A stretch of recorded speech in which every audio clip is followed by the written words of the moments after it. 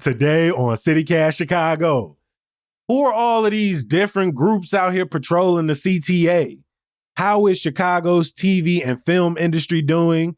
And did you know the city used to be the silent movie capital of the world? It's Thursday, April 23rd. I'm Jacoby Cochran, and this is what Chicago's talking about.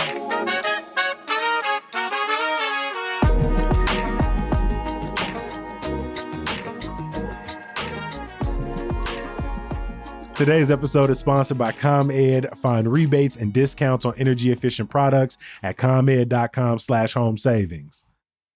We've got executive producer Simone Alisea in the building with us. Simone, how you feeling today? I'm okay, Jacoby. How are you? I am doing very well. We've also got an amazing performer in the building with us, writer, comedian, and the host of the Rewind podcast. And I Said What I Said. PJ Walker is with us. PJ, thank you for making time for CityCast Chicago. No, thank y'all for having me. I'm so excited to be here. I'm trying not to be loud because I don't want to mess up no equipment, okay?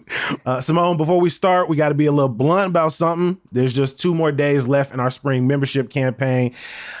And, we ain't hit our goals yet. We had some lofty goals this spring, and we're not there quite yet, but we ain't at the finish line either. We still have a couple days. I think our listeners can come through on this.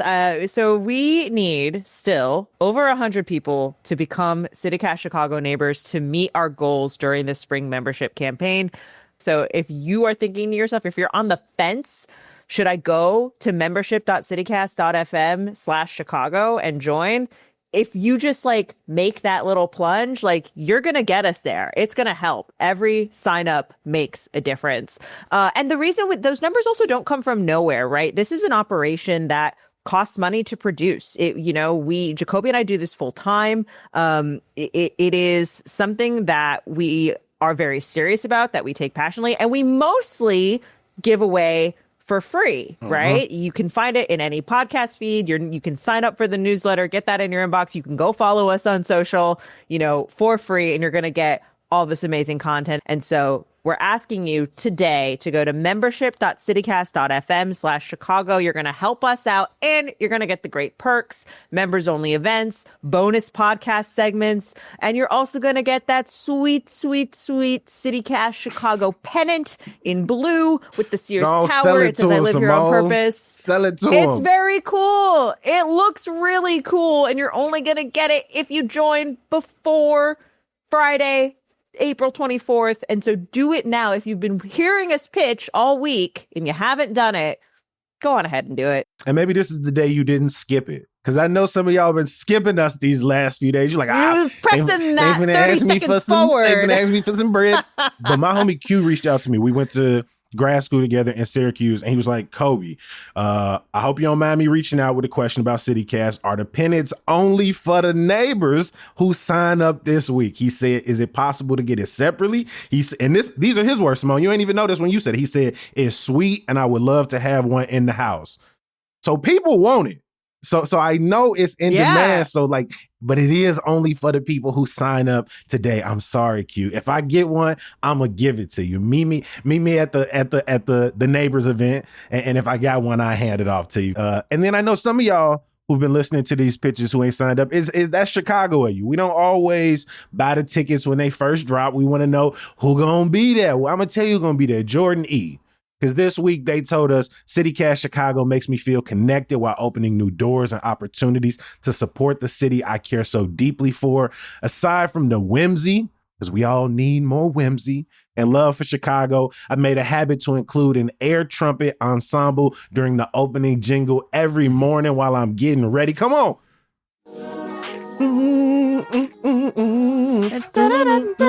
And I always smile back at myself in the mirror. It's the little things, Yes, Jordan. It is the little things. Today's Sam 1000 and a little extra Sam goes out to you. You can join Jordan and become a CityCast Chicago neighbor today for just $10 a month or $100 a year by going to membership.citycast.fm/Chicago. Now, we're going to get off of our soapbox for now. And we're going to get into what you came here for. And that's some of the biggest stories happening in and around Chicago every single day. And Simone, For the last, 6 months, we've talked about the way CTA has approached their public safety strategy, especially under the pressure of the federal government that has threatened time and time again to pull federal funding from projects like the State and Lake redevelopment, the Red Line extension, if CTA didn't put more cops on the train. That's really what the threat felt like it boiled down to. And this week, they made some changes to the various personnel that are on CTA. What's the latest? Yeah, kind of quite suddenly, late last week, CTA ended its contract with Monterey Security, which was a private security firm that placed unarmed security guards at CTA platforms and the like. This affects roughly 250 full-time guards. And basically, like on Friday, CTA came out and was like, hey, y'all got to stop working. Like this contract is over. It's interesting because CTA had just signed a renewal of this contract not 3 weeks before that. But the agency is saying, well, it wasn't funded yet. Like we didn't actually put forward the money yet. So actually, we're still within our right to cancel this. And so they say that the agency says, that they're going to take that money and put it toward other types of security that we're going to talk a little bit more about here. But of course, you have some some labor leaders and other folks who are like, hey, a bunch of people are just out of a job all of a sudden. That they don't love that, right? And you say 250, but this company has a bit of a long history. It was started by former Chicago police officers back in 1999. I've seen a ton of people out on these platforms over the last few years. But I just want to ask the question straight up. Who are all of the different people out there? Because I honestly had never heard this particular name before this story. Yeah. Yeah, and I don't know that you'd probably have to look pretty close on those jackets for labels, right, to get a sense. Because there's a couple different companies, right? So Monterey Security is one company that had been patrolling the CTA. Action K9 is another one. They are a private company, but they still have those K9 units the folks with all the German Shepherds. As part of those patrols. So people have seen those on the trains. And we've definitely seen an increase of those, I think, in recent years, particularly as there has been renewed attention on violent crime on the CTA and attacks on the CTA, right? So those are some of the private companies that are patrolling the CTA. But then on top of that, CTA also works with Chicago Police Department. And now after, you mentioned the threats from the federal government, there was also a push to increase Cook County Sheriff's deputies on CTA trains and at CTA stops as well. And so you are seeing a mix of private security, typically unarmed private security, and also armed police officers as well. PJ, we have talked about this ad nauseum over the last few months. I want to know, what has your experience been like on CTA? Have these changes had any material impact on how you feel riding the bus or the train? So yes, as somebody who takes the train every single day because I do not have a vehicle, I will say, first of all, I'm glad you broke those three things down because I did not know who was who. I will say I noticed more of those K9 units and they rub me the wrong way a little bit just because the people that handle the animals, they give me yeah, I'm a man with a dog. And it's like, I need you to actually do what you're supposed to be doing and not just trying to stand here and intimidate people. I seen a video of them K9 units on the Red Line getting into a whole fight with people. You're referring to that one incident, I think back in July, right? Which of 2025, there was a lot of video of that circulated. Mm-hmm. There was sort of a brawl on the Red Line, and that was one of the times that the dogs were actually used. Although it's interesting, PJ, that you talk about intimidation because that actually is kind of the stated goal of these units. Because the private security, again, their job is really to kind of sit there and look to deter you from doing anything. And if something happens, their directive is to call the police, is to then call CPD. Got it. That's what they're supposed to do. Sometimes makes me not even want to tap on the train. Sometimes I'm a little nervous. Right. I was the impact beyond that is just for everybody who's riding a train, it feels like it's a much more uncomfortable experience in those moments, PJ. And I agree. I take the Roosevelt line a lot. And at certain points, I'm down there and it just feels like 12 people standing around. If y'all were giving straight up, like, I am here to help y'all when y'all need help, you're giving, I'm just trying to get a little check right now with a dog. So like the dogs, they not necessarily there to sniff out drugs or nothing. Like them not drug dogs. Like they're more like actors. Even the dogs is actors. Kinda, yeah. I mean, they're certainly trained. Like they are, like they're not just like random dogs. Right, you know what I mean? right. But like, again, the intention is not for the dog to be sniffing around or to attack you if you're doing something wrong. That's not the goal. That's not really the intent. Okay. Our one of our creative producers, Emmy Mack, wrote about this last year and had a hell of a time actually trying to track down like what the specific policies were around these units, because it is kind of a gray area because it is this private.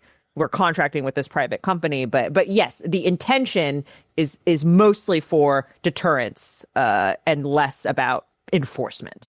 This is not the last change that we are going to be seeing in the next couple of months, because I know that this summer parts of that big transit rescue bill that we covered and they passed goes into effect. Right. So if I want you to think back, right, to all of those stories about transit failing, the CTA isn't going to have any money. Cuts. They're going to cut service, 40% cuts. What are we going to do? What are we going to do? And then remember, eventually we got a bill that bailed out transit. It also creates the Northern Illinois Transit Authority, or NITA, NITA, which is going to replace what we currently have, the Regional Transportation Authority, or the RTA, right?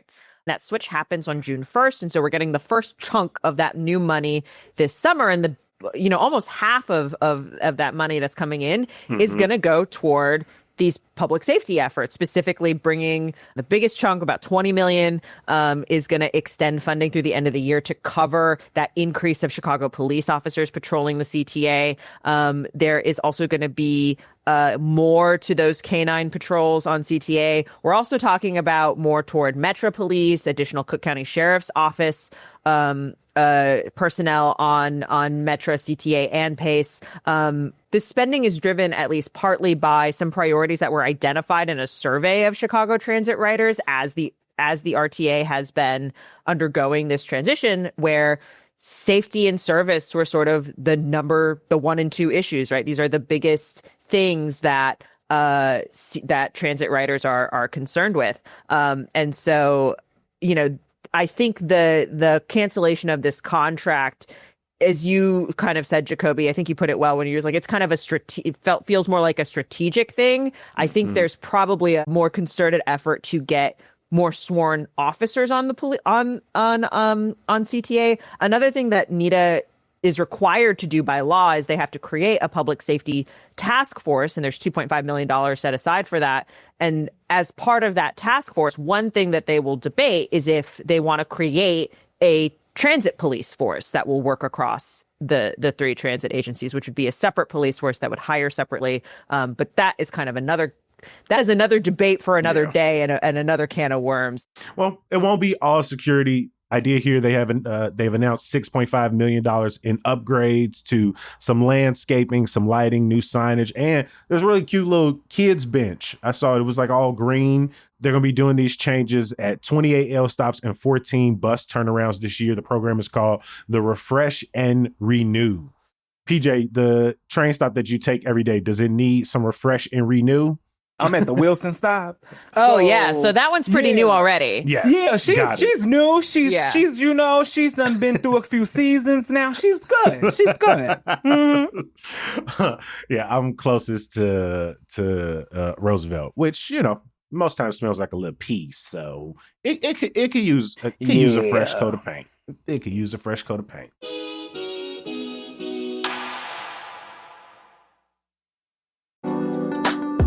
It's Earth Week, and many of us are thinking about how we can make a difference. And one of the easiest places to start is actually right at home. And it may come as a surprise, but ComEd is finding ways to make it easier to go green. We're talking modern heat pumps that cool your home with less energy, smart thermostats, electric clothes dryers, and induction cooktops. Whether you rent or own, you can start upgrading and start saving. It's a great way to modernize your place, lower your energy bills, and do something good for the earth all at the same time. Make your Earth Week resolution one that pays you back. Visit ComEd.com/home savings to see how easy it is. Again, that's ComEd.com/home savings. The weather is finally warming up, and maybe you like me and you dreaming about getting away, right? Maybe getting outside your comfort zone, taking a break, relaxing by some water, seeing something brand new. But what if I told you you ain't gotta go quite as far as you think to accomplish all of that? That's because Illinois is literally in the middle of everything. We can get out in nature in breathtaking state parks and an epic national forest for hiking, biking, all around adventuring, or explore Illinois' small town charm, or visit some of the state historical sites like Lincoln's Crib, or maybe embark on the ideal road trip celebrating 100 years of Route 66 with giant attractions along the 300-mile route. Or maybe we just go ahead and kick back in Chicago.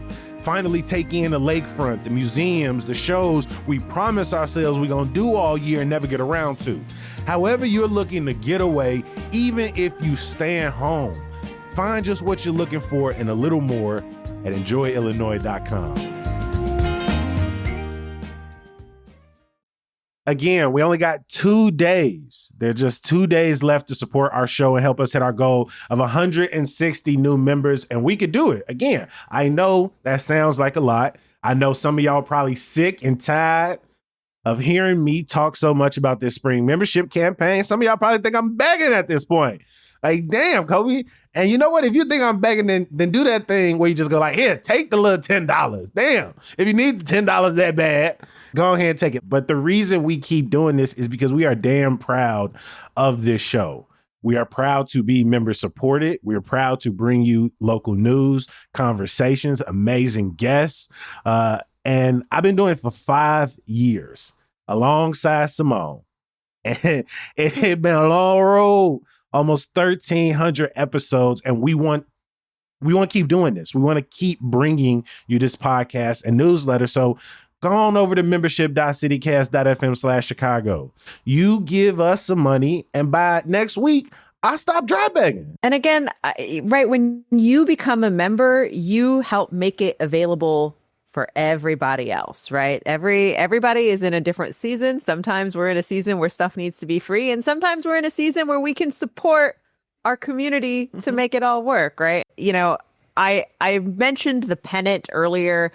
It is the coolest, like, limited edition gift we have done so far. In addition to the pennant, all neighbors get a series of perks as well, right? You get invites to members only events. We have one coming up in May with the Chicago Architecture Center. It's going to be a neighborhood walking tour. I'm really excited about it. But of course, you can only get the invite if you become a neighbor, right? You also get an extra send in your inbox every week previewing some of our favorite events happening around the city. We take a lot of time to curate those events. Those are hand curated, right? It's not some machine that is putting this together. Like, it's just us looking through everything that's going on in Chicago and being like, that's cool, and putting it on a list for you so you can see that every week straight to your inbox, right?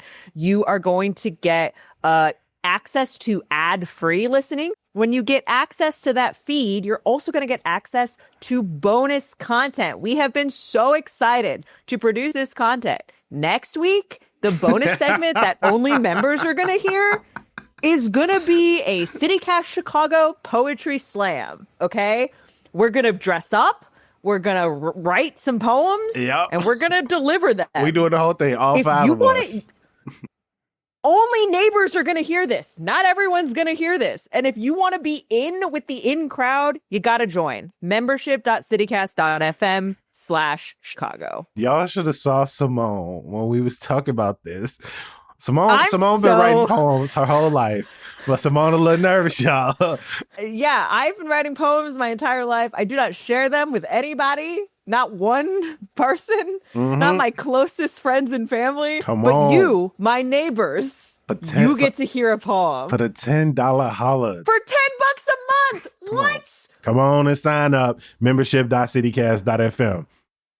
All right, let's jump back into our stories. In addition to this campaign, another thing that's making us happy right now is it feels like going outside and going to the movies is having like a resurgence right now.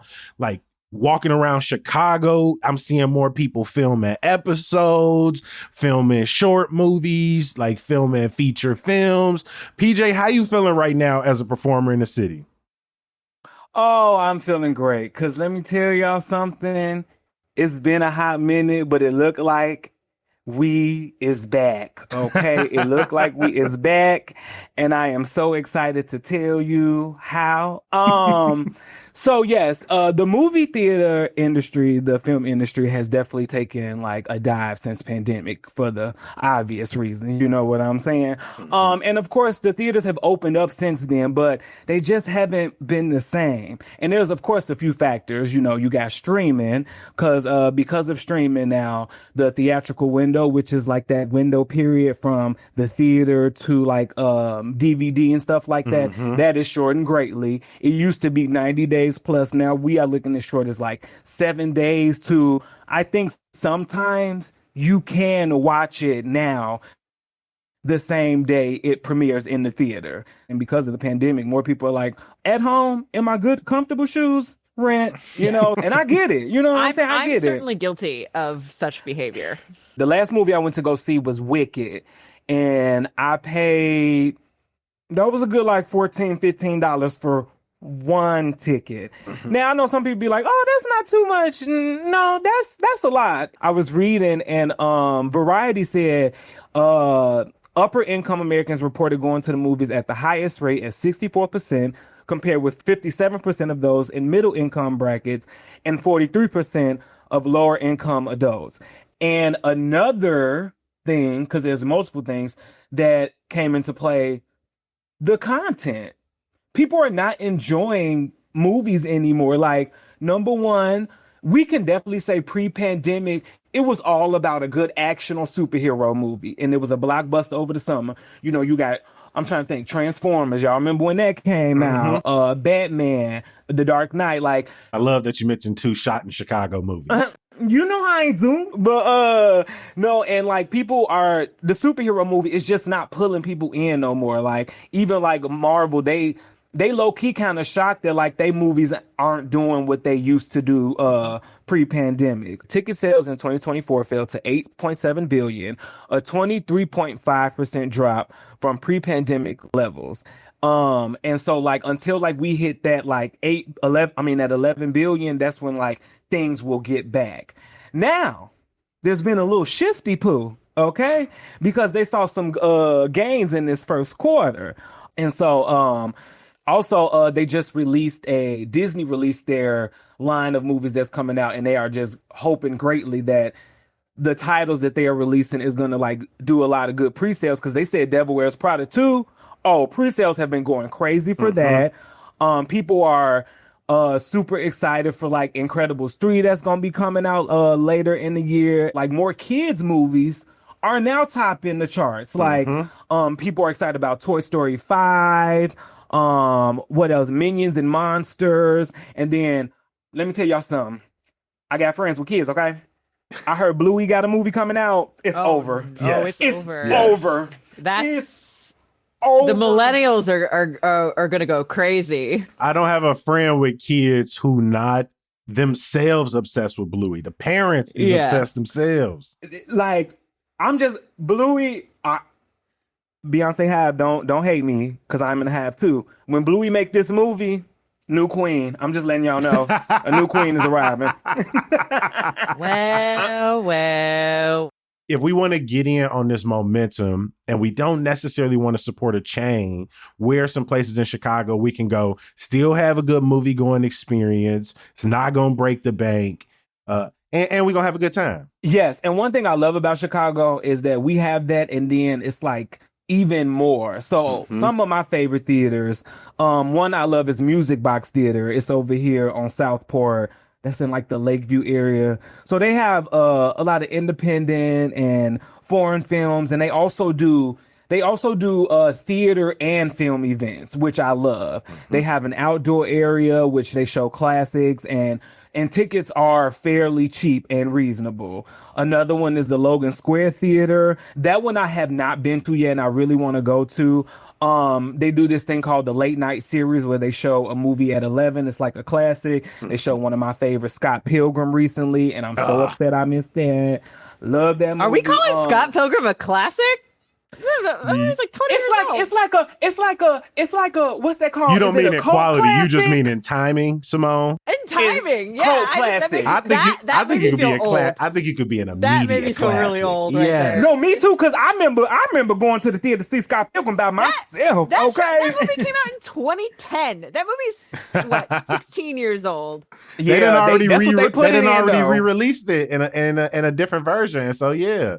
And they also do this thing like for the Mario 2 movie, they had a Mario game party where this company brought Nintendo Switches and they played Super Mario Wonder before the premiere. And that's one thing I love about like the theaters here in Chicago. They do like little events like that gets the community involved. Another place I found out about, which I want to go, is called Doc Films. It is a student-led theater, yes, at the University of Chicago. And I was looking at the list of movies and everything, and everything from Cars to Crooklyn to Spring Breakers. So it's like all over the place, and I kind of like that a lot, actually. And they do these wonderful series, like there's one going on right now called Black Girlhood, where they showing movies that showcase that, and it's like Precious, Akilah and the Bee, The Color Purple, things like that. You got the Davis Theater, you got the Landmark Movie Theater, Cisco Film Center. And you know, that's home to many festivals like the Black Harvest Film Festival, the Asian American Showcase, Chicago Palestine Festival. And speaking of, you know, with this industry thing, what that means for Chicago is that if now that the industry is looking a little better, it means more movies are being made, which means people need more places to film. That is where good old Chicago comes in, because Block Club reported that last year it was $703 million spent in terms of the film industry, which is a 25% increase, which is good for not only the performers, okay, but that's good because people are getting jobs now, because they said an estimated 18,000 industry people were hired. And I'm like, that's phenomenal, because the people got to eat, okay, and because we offer a Illinois film tax credit, and it offers a 35% transferable credit that makes people want to shoot here more.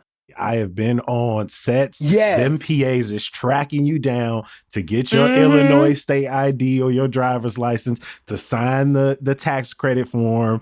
I missed one on a Illinois lottery commercial suit. They tracked me down for like 2 weeks. Like, Kobe, we need you to sign this. We need our money. We need to make sure this production meets the standards laid out in that. And this tax credit has been extended till 2039. So they really are trying to promote more and more films, shows. But again, this also means independent movies, student films. Yep. Even like, and you know, my guilty pleasure, bring more reality shows. We was talking about that earlier today. When you look at some of the things filmed in Chicago, like most recently, like I've done unsuccessfully, but hey, that's the game of auditions for like The Bear, Dark Matter on Apple TV, which is coming back, the new Barbershop series that's going to premiere on Prime soon. Love is Blind did a season in Chicago a couple years ago, but man, back in like pre-2012, the number of shows that were filming in Chicago was through the roof, and so I could see that having a resurgence right now. They also give you a 5% tax credit when like you meet certain criteria that lets that your production is going green, because they've seen that like behind certain productions, waste on top of waste. So like people who use different type of generators, like stuff like that, you can put down and then you get a 5% tax credit. So yes, I think the movie industry is doing well, which means Chicago's going to be doing well. And like you said, I know the Shy is filming here. We still got like the Chicago World, Barbershop, I know just wrapped, because I've been auditioning for these things as well. And I hope this now just brings more opportunity, because we got a great Chicago film history. We here, got a great history. and we need to bring it back. We got a great history, a great backdrop. There's so many talented artists on camera, behind the camera. I've learned about the different prop shops and hobby shops and secondhand thrift stores that have thrived from this current surge of productions in Chicago. And so I'm really excited to see our city streets feel, CineSpace, our huge film studios on the southwest side. And as long as California gonna be fumbling the bag, I want to see Chicago and Illinois pick up. So I'm glad you connected those dots for us.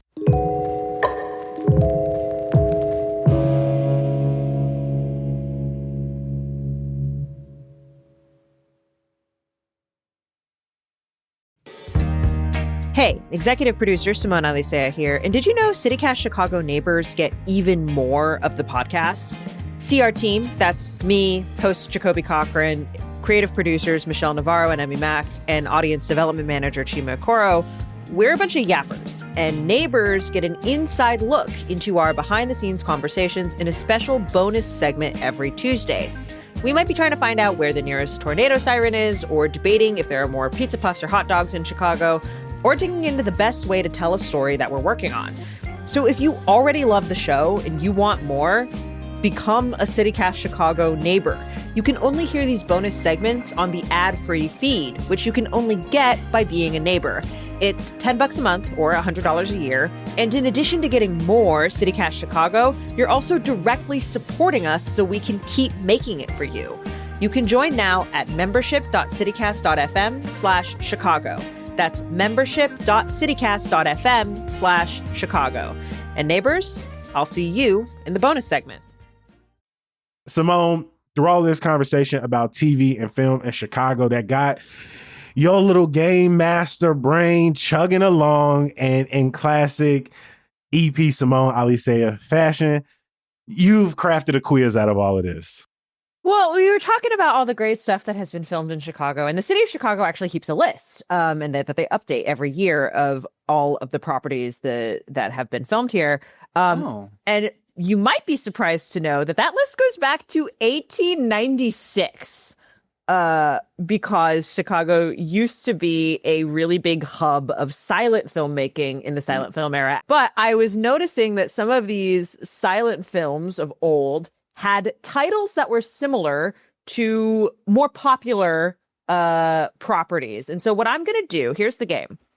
What I'm going to do is I'm going to describe the property that you might know.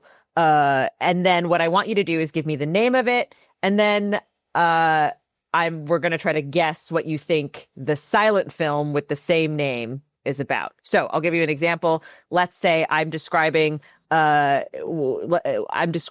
long avenue that Jacoby has crashed his car on that is very, very dangerous. You might name the 1977 film Stony Island. And then I would ask you, what is Stony Island about, right? The first one, when I do the first one, I think you're going to get it really quick. So I want you to tell me the name of a visceral medical procedural where each season follows one 15-hour emergency department shift at a fictional hospital in Pittsburgh. Okay, that's The Pit. PJ, you watched The Pit? No, that's on HBO Max. I ain't got that one yet. I'm going to get that one next month, and then I'm going to watch it, okay? I've heard. So The Pit, with just one T, I'll say. So this was more of an audio game. But The Pit with one T was a 1914 silent film. What do you think it was about? Oh my God. A man that fell into a hole. The Pit. That sound like, in addition to the ER, that sound like where the stockbrokers be, like down in the pit. So do it got anything to do with the Chicago Stock Exchange? You're like very, it is very, very close. So the premise is that a novice businessman is introduced to the world of grain speculation. Okay. He falls in love with a woman, but then is too focused on the business, and basically it's a pretty sad story. Okay, this one is gonna feel like a trick, but it's not. Dorothy and her dog Toto are caught up in a tornado in Kansas and whisked away to a magical world where she meets a scarecrow, Tin Man, and Cowardly Lion. The Wizard of Oz. Yes. So Okay. the one everyone knows and loves from 1939, I believe, right? With Judy Garland, and Yes. we all remember. Did you know that in 1910, there was a silent movie version of The Wizard of Oz made here in Chicago? The 1910 version is based on the musical version of The Wizard of Oz, because there was a musical right after the book. And so there are some slightly different, so for example, like she learns that the scarecrow is alive and then a cyclone hits. Like, I know Chicago has Oz Park. What is our connection? I feel like I learn this and then forget it every time. He lived here. Oh, He lived here. He lived in Humboldt, it looks like. I couldn't remember. Was they from here? I Did always they forget write about it here? Oz Park. There's The something little like cute that, right? statues and everything. A crime drama thriller. This is a TV show that ran from 2014 to 2020, produced by Courtney A. Kemp and 50 Cent. It tells the story of ruthless drug dealer James Ghost St. Patrick, who's looking to leave the criminal world. Power. So in 1916, there was a silent film named Power, and I'm not going to make you guess the plot because I can't find the plot. Oh. There is the only. So what I do know is it was Power. I have no idea. It was done. There's one Wikipedia entry, and the only Wikipedia entry for it is in Italian, and I can't figure out how to translate it back to English, and it doesn't have the plot anyway. So We should still guess. It's straight up like 50 Cent took it. That's what happened. He didn't want nobody to know about it. He took it. He went back in time somehow. The studio that did it was an uptown studio that also did a lot of Charlie Chaplin shorts. And so I know Charlie. yes. Including the Tramp. Oh, there are a lot of Tramp films, silent films in Chicago. The names of some of these silent films, guys, I highly recommend you scroll down. I want to give a huge thank you to our guest today, executive producer Simone Alicea. Hey, thanks, Jacoby. And writer, performer, and the host of I Said What I Said and the Rewind podcast, PJ Walker. Thank you for making time for us today. Thank y'all so much for having me. That was fun. Before we get out of here, I want to give a huge shout out to our newest neighbors, Catherine M. and Molly S. Catherine and Molly joined this week, which means they are getting our brand new exclusive CityCast Chicago Neighbors pennant. And all they had to do is go to membership.citycast.fm/Chicago. And for $10 a month or $100 a year, you're going to get that plus all of the other perks we talked about. But remember, this pennant is only here for 2 more days. Now, you know we can't wrap up without some good news. If you want to see more of PJ, then get your tickets now for I Said What I Said is going down tomorrow at Lincoln Lodge at 7:30. I'm going to drop a link for you in the show notes. As always, I appreciate you for listening and reading. We're going to be back bright and early tomorrow. I'll talk to you then. Peace.